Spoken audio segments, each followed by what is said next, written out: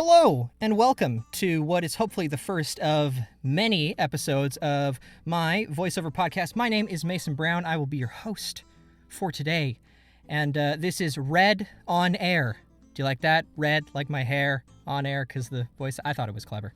I am joined today by a very kind, genuine, talented dancer, voice actor extraordinaire, a good friend of mine, Christian LAGASSE. Now, do you do LAGASSE like Emerald Lagasse or LAGASSE? Oh, so very good question right off the top. Yeah. It is actually LAGASSE. LAGASSE, So there is an accent aigu on the last E, but what I realized early on is that the government, IMDb, and many other programs, even though a lot of Canadians are on these programs, especially the Canadian government being one of them, they won't write the accent. So I take it off, but then I get, as you see, LAGASSE, LAGASSE, LAGASSE I got as a kid when, people thought they were really smart and funny. Haha. Not. But yeah, LAGASSE, Christian LAGASSE. Awesome. Well, I know you from, obviously you and I have worked together several times. We have. And somehow they keep letting us back in together. I know. They haven't realized that's a bad idea. I know. It's crazy that they'll allow this much manic energy, but also this much attractiveness into one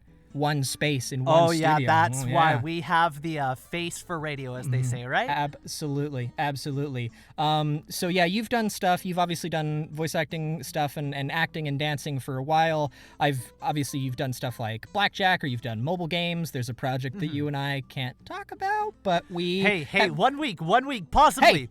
Dude, I got my fingers crossed real hard. But we're going to dive directly into the questions, and standard format for... Obviously, this being the first episode, I'll break it down. We're going to do 4 questions, and then the 5th question will be a random whatever question for the end. Alrighty, so first question starting out, what made you interested in becoming a voice actor? Ooh, that's a really good question. And I don't know if I've ever found the exact answer, but the best answer I could give. So there's a little show that I watched growing up that I know none of the viewers will have watched. It was called Pokemon. You might have heard of it. It's quite random. I don't know. And I remember being a kid, and when I say a kid, also last week, because I was still watching it last week. Right. 24 years later, nothing has changed. Right. But I remember growing up with that iconic theme song. Dun, dun, dun, dun, dun, and you'd hear the drums come in, and then you'd just see these characters come to life. And as a kid, I don't think I ever clued in that there were humans behind those characters. I was just like, whatever this is, I want to be a part of it. I want Pokemon to be real. And then as I got older, all of a sudden you hear about the fact that there's humans standing in a booth getting paid to bring these characters to life and to have fun. And from there, when I graduated, I had goals of doing Broadway, and kind of decided to push that off. And then I found that Vancouver had this incredible voiceover market, doing shows like Johnny Test, Pac-Man, Slugterra. We had done Zoids. Mega Man had recorded here years ago, Yes. Beyblade. But still, Pokemon was always, I think, in the back of my mind what inspired me to do this. And I was very thankful to a couple years ago meet Veronica Taylor, the original voice of Ash Ketchum, of course, the legend. Awesome. And it was really cool to get to tell her that she inspired me to do what I do. Oh, that's always lovely to get to talk to people who you've been hearing for a long time and being like, you're crushing it for me, but now I also get to crush it for you in return. That's super awesome. Yeah, that's amazing. It's very full circle, which is cool. Yes. All right, cool. Well, I think that's a beautiful. You're super on it with that first answer. So I guess we'll just jump to the next one. So number 2, what is a project or franchise you would like to be on? Is it a cheap answer to say Pokemon? It's not. Not at all, man. Well, obviously that is the dream project, is Pokemon. But outside of that, just to give another one, again, very much I grew up watching Western anime, never really knowing what traditional anime, which I didn't get to see till many, many years later with shows like Gintama, Sword Art Online. All of those would be incredible. But another show I grew up watching was Yu-Gi-Oh! It was, again, a favorite. I loved anything where you could collect trading cards. yeah, I'm a nerd at heart, and I don't think that's ever going to change, so celebrate it. But yeah, Yu-Gi-Oh! And the fact that it's gone through all these different sources and different actors and different spin-offs and canons through all these years. Yeah, Yu-Gi-Oh! I know it's recorded in the States, so I'm working towards my visa. Hopefully soon enough, but I also just found out what the price of trying to apply for the visa was, and that broke my heart just a little bit. Yeah, it's a little crazy. But yeah, Yu-Gi-Oh! One day, actually, funny story on that. There was I don't know if you've seen these online contests where you can donate money, and then it's like, if you donate money to this charity, you could win a cool prize. And about 2 years ago, the creators of Yu-Gi-Oh! Put out a very similar contest where if you donated money, if you won, you would get to voice one of the characters as a walk-on on one of the episodes. And I am very happy to say I didn't win the contest, but I donated money to charity. So good thing at the end, right? You know what, man? In the end, it was for a good cause. I've done several of those. I just did one the other day. Not to date the episode too much, but I just did one the other day for the third Jurassic World movie, to be eaten by a dinosaur. Incredible. So I just went, and it's one of those, for those listening, it'd be one of those sort of websites like Omaze or All in Change, something like that. They let you interact with a celebrity or be in a movie or something. So that you get a really excellent prize if you win, but more so it's about the charity aspect of it. Exactly. It's nice to give back, and it's cool to see that, I mean, again, we think about that as voice actors, right? Like, if I ever got that big, or if I ever got to that point where people wanted to spend time with me and actually would pay and donate money to charities, I think it's really cool to think how you could use that to help other people. And seeing all these celebrities like Lin-Manuel Miranda, creator of Hamilton, giving up Hamilton tickets, or all these different, stars, and they're all donating money to really good charities and charities that need the money. So I think as a celebrity, I mean, why not use your power to do something good? I think that's the story of a lot of voiceover, a lot of cartoons we watched, is those with these powers being able to help people. And I think there's something we all relate to. And while we can't be Superman and fly around the world, although if anyone knows how to do that, call us up. We will be first on your list. We will be test dummies. I speak for myself and Red on Air. But for now, might as well, it's a way to relate, and it's something really cool. I think there's a lot simpler way of being Superman. You just voice him. But I mean, if you want to be a flying test dummy, I mean, that works true. too. I mean, who's the voice of Superman right now? Oh, they keep cycling through. I think they've got one right now for the for all the DC animated ones. Oh, but, cool. I don't want to spoil too much about the most recent film that came out, but I'm sensing a potential reboot on the horizon is what I'm sensing. Really? So Wow. could be the same guy come back again. Could not be. I don't know what they're gonna do. Who knows? Alrighty. And for number 3, what is something you wish you could have told your past self or people starting out about voiceover? Ooh. Dang. Get really good at yelling for long periods of time. Yeah. So, I mean, I think it's known for anyone who, especially maybe not as much in cartoons when you think of like SpongeBob and that, but anime especially, if you watch a lot of those, like when I think of Naruto, Gintama, oh gosh, there's a list of others, Dragon Ball. Dragon Ball You watch especially. a lot of those shows and you kind of forget the fact that those over 9,000 screams, they don't record them once. One of my old teachers got to voice Goku, and I used to tell horror stories that they would do these 40-second battle screams. And then at the end of it, the recording engineer would come on the mic and go, hey Wes, so I'm really sorry, but you spiked the mic just a little bit, so we're going to have to go about that again. Now, obviously, every show on Earth does not require psychotic amounts of screaming, and I know there's a lot of people online who are like, that's how you become a voice actor, is just yell. It isn't, but I think the moral of the story is know how to take care of your voice, because whether you're screaming or doing, like I got booked right out of the gate when I started voiceover, this little animated short, and she's like, can you play a pirate? And I was like, matey, of course I can play, which also sounds like other accents muddled in, but Right. I tell you, it sounded better in the final product. I'm sure it did. But I did that voice for an hour and a half, and I was like, I'm fine. And I got out and I got home, and my mom was like, how did the session go? And I was like, it was great. Because I wasn't drinking enough, or I wasn't thinking about this enough, and I hadn't been told, like, drink water every 12 seconds. Yeah. So yeah, just know, like, because whether you're playing a demonic villain or a pirate or someone who shouts, or even these young kids, when you do a voiceover session, you're in there for 4 hours. And I mean, if you're one of the leads, you're talking for a lot of that 4 hours. Yep. So just know how to take care of yourself. I mean, there's a lot of practices we learn about, no dairy. That was something I knew growing up as a singer, but also like eat green apples because it helps with the quality of the voice. Drink lemon water. Don't drink ice cold water because it shortens the vocal cords. All of these little things so that you can hopefully do this if you're lucky enough to be someone like Mel Blanc, who I'm sure we all have looked up to at one point or another. You do this for, 40, 50 years. Charles Martinet, another guy who's been at this. Mark Hamill. I mean, so many incredible voice actors who have done this. And you don't want to be the guy who finally gets your series break and then goes, after 2 episodes, nope, my voice is shot. Yeah.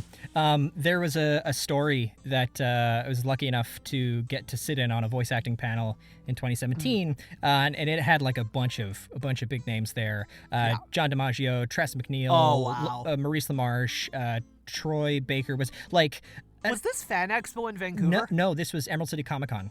2017. Oh wow, okay. Yeah. Because I was gonna say, I'm like Maurice and Troy, and then we're all up here. At yes, one point, I talked to Maurice when he came up because there was an interaction. There's a whole well of stories to draw from that. But he told us, Maurice LaMarche told a story about getting cast as Yosemite Sam.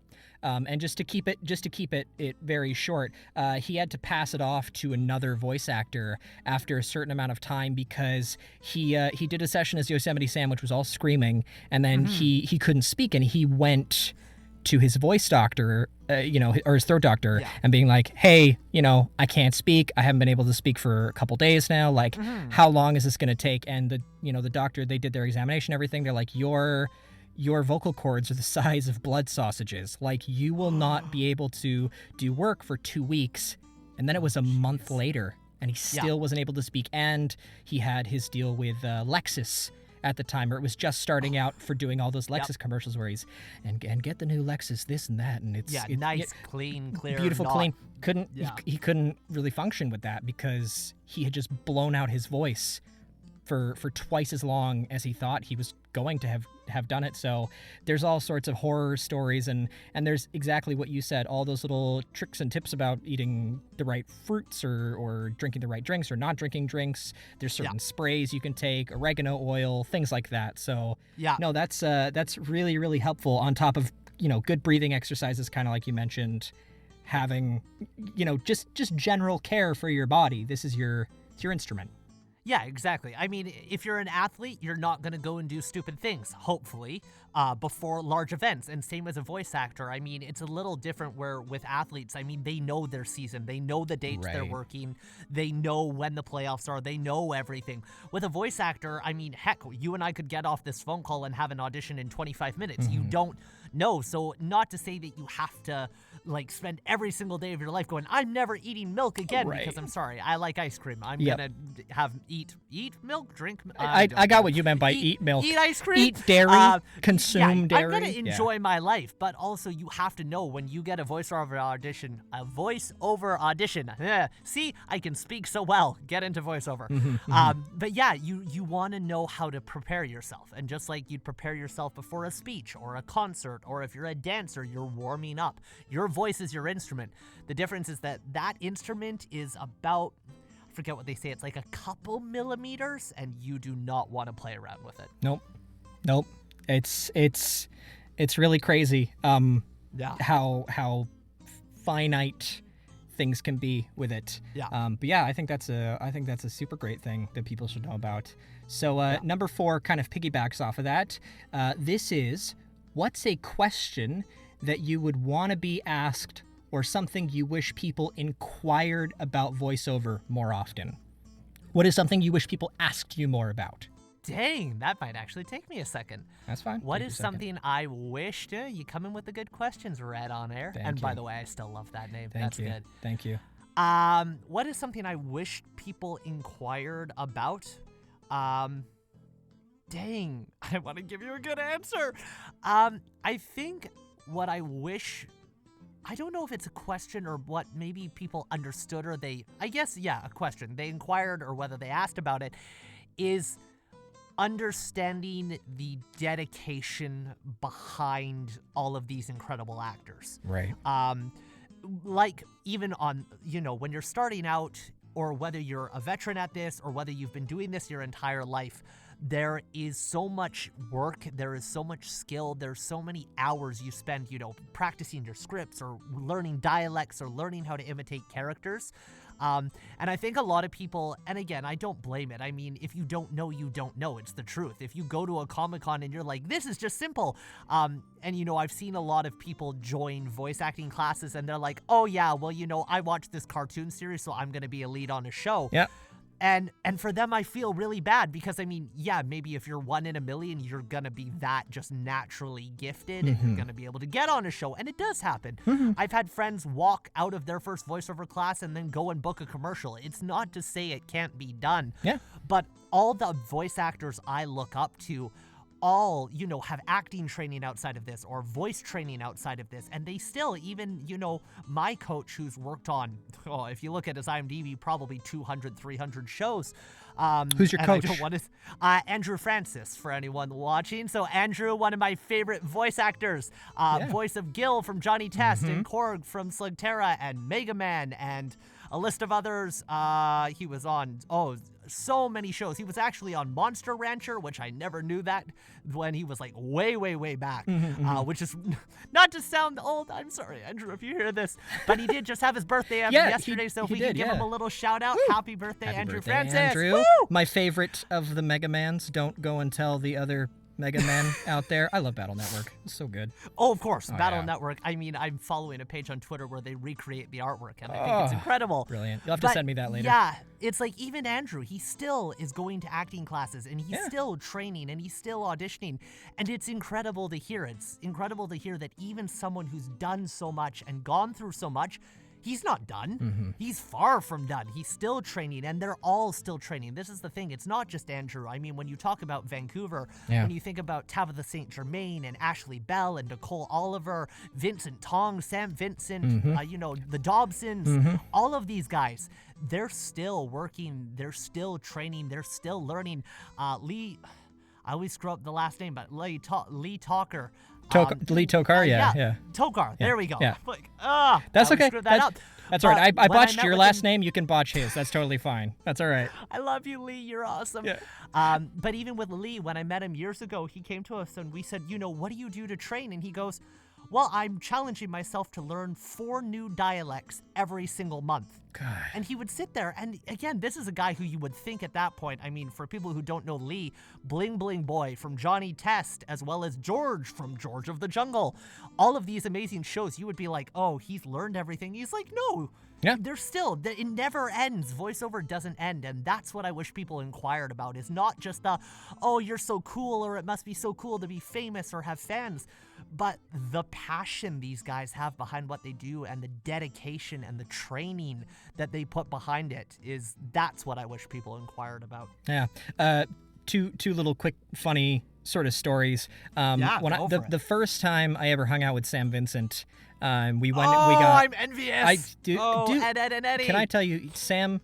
I hope to get him on the show at some point, because Sam is one of the most genuinely nice and giving people that I've ever met, and he's super talented, right? So I'll always pick his brain about stuff. But when we sat down and had lunch for the first time, I thought it was going to be sort of inquiries about the logistical side of voice acting and talking about that, and he was essentially just asking me questions about myself and my passion and why I wanted to do voice acting, because your drive and your passion really is paramount. And yeah, you're always going to learn. I don't do professional stuff all the time. I really want to, but to keep busy, I do little fan series on YouTube, little Lego animations or Transformer animations, or I do voices for my friends' stuff or their projects for school if they have stuff. That I consider that all practice, and that's all really, really important. which kind of leads into my second story, which was at that same Emerald City Comic Con, Tress MacNeille was there, and she was telling us that when she started out doing voice acting, and this blew my mind, that nobody hired Tress MacNeille for a decade. Yeah. Can we just talk about that for 30 seconds? For a decade. The June Foray of our age. Yeah. Nobody hired her for 10 years to do voice acting, and now she's in everything. Yeah. Everything. You throw a rock at an animated project and you're bound to hit there. Tress MacNeille somewhere, or a connection to it somehow. It's insane to me. But yeah, what were you going to sort of add to that? No, I was going to say it's exactly that. And I mean, that was what one of my first voiceover teachers taught me, was that he said some people are lucky. They get their first job within a couple months. Absolutely. He said some people, like Tress MacNeille, takes 10 years. Yeah. So this isn't, and this is just a side note to anyone listening. If this ever gets out, or if you're listening in, please understand this voiceover. I see it talked a lot in the current age, and I get why people are doing it, but I don't agree with it. I've been listening to a lot of film actor workshops where they're like, just do voiceover on the side. It's a great little way to make money on the side, and It's really not that complicated. Nope. And every single time I hear that, I want to jump through my computer screen because, of course, social distancing, so I'll wear a mask. Fair enough. I'm going to jump through that computer screen and strangle them. Because I'm sorry, that it's just an insult. That would be like saying to a baseball player, just do hockey on the side. It's a hobby. It's it's easy. A sport. You can just pick it up. You held something, now turn it downwards. Yeah. No, this is not what it is. If you love voiceover and you want to do voiceover and you've got a passion and you think you've got some skill, go do it. And I mean, sure, if you want to try it as a hobby on the side, it's something like I'll take the odd class. Yep. I might, audition for a little thing that I see on Twitter or on YouTube, which, by the way, Mason, thank you for always doing those projects, because those projects are how I got where I am. Even in film, in dance, it was, my friends being like, hey, I have no money. This project will probably not do anything, but we just want to have fun and make something. And I would work with them. 5 years down the road, those are the people that when I walk into an audition room, they go, you, and I'm like, you, and I'm like in the back of my mind going, please book me, we're friends. But also, you meet these people, you don't know where people are going to be down the road. So I hate when people discredit, like, oh, I'm too good for this. No, you are not. Maybe if you're Tress MacNeille, and even then, I mean, I'm sure if you watch some short film out there that's playing at some festival, her name will be there. Absolutely. And if you find that short film, send it to us, because I want to watch it. Please. But this is it. Don't treat it as a side thing. Anything you do in life, do it with your heart. Yeah. You're totally crushing it with that, because to basically just echo what you said, there's a million and one reasons that people get into voice acting for the wrong thing. Mm-hmm. It's about passion, and I could talk it till the end of time about my feelings about not recognizing voice acting as actual acting. Too long didn't read. You can't call us voice actors and not consider us real actors. I feel like that's pretty straightforward. But having the right drive with any sort of thing, and I don't necessarily subscribe to that idea of, well, if you do the thing you love, you'll never work a day in your life. You'll absolutely continue to work a day in your life. You're just gonna enjoy the work. You'll have a hell of a lot more fun time doing it than if you were working your day job, even if it's a great day job like the one that I have. It's totally fine. So I'm super excited about this one. This is our last question. Oh boy. This will be a randomized question, so I'm gonna go to my random number generator here, and hey, look at that, you got number 10, which is, what's a favorite place you like to vacation to? Ooh, the one and only, and if I could live there 365 days a year, it would be Disneyland. All Disneyland right. in LA. Not to say that all the other Disneys aren't great. Right. I just haven't been to any of them. Right. But I have been to Disneyland LA at least 10 times, if not more, throughout my life. Good Lord. I am a Disney fanatic. If you could see inside my room, you would see that there was Disney memorabilia, medallions, coins, figurines, everything. Disney is a dream company. It was one of, again, if you want to talk outside of wanting, of course, to be on Pokemon and Yu-Gi-Oh!, any Disney project I could attach myself to, I would have been a dream. And my very first feature film that I did, not as a voice actor, but as an actor, was a movie called Descendants, Yes, which was directed yes. by Kenny Ortega, who directed High School Musical, Michael Jackson's This Is It, among many Newsies. other Yep, things. yep. Of course, yeah. Oh, the original Newsies, so much better than the musical, but that's a story for another time. But that was my first feature film, getting to work with Dove Cameron and all of these amazing actors. And since then, I've had the pleasure of working on 3 other Disney projects. Yeah. But, something like Pixar or any of those stories, I die when I go to Disneyland. I don't care how old you are. I think Disneyland is one of the few places on Earth outside of a film set or a voiceover booth where you do get to immerse yourself in a world and just walk away for a few minutes. And I think that's really cool. Yeah, I went to Disneyland when I was 4, and that's the one time I've been to Disneyland. But I No! still remember the churros, like really deeply, Oh like it's my ingrained. Those churros are gosh. so freaking good. Oh, yeah. And They're I mean, so my good. favorite thing, being a voice actor, of course, I love the sound of the characters, but it's the music. It's anywhere you go. And a little shout out online, if you type in Sounds of Disneyland on Google, there's a website that has acquired all the different music from all the areas of the theme parks. Oh, beautiful. So I challenge you, put it on your computer if you've got an Alexa or a Google Home at home. Put it on, play it, do your chores. It makes it so much better. I love that. You'll feel like Snow White or Cinderella when you're cleaning your space. I was going to say, I was even thinking Fantasia with the brooms. Hey, yeah. Ba-dum, ba-dum, da-dum, da-da-da-dum. Not at all a trademark. Ba-dum, ba- When we get the cease and desist from Disney, you can blame me. Yeah, that's it. One episode. We do a pilot episode. Chris sang some Disney tunes for like 10 seconds, and then that was it. Not even 7 seconds. Seven. And Disney heard it and Yep. went, nope, Yep. this is not it. That's totally all right. I'm sure they own some part of us somehow. I worked on a show that the Russo brothers produced, like for one way. episode. So I'm sure 6 degrees of separation have me on contract somewhere. I Of did course. work at Somewhere the Disney Disney has your store, photo. so I did work at the Disney store for a couple That months. is so- true. Yeah, that is true. I mean, that's cooler than me. Well, not much is cooler than you, but I'll take it.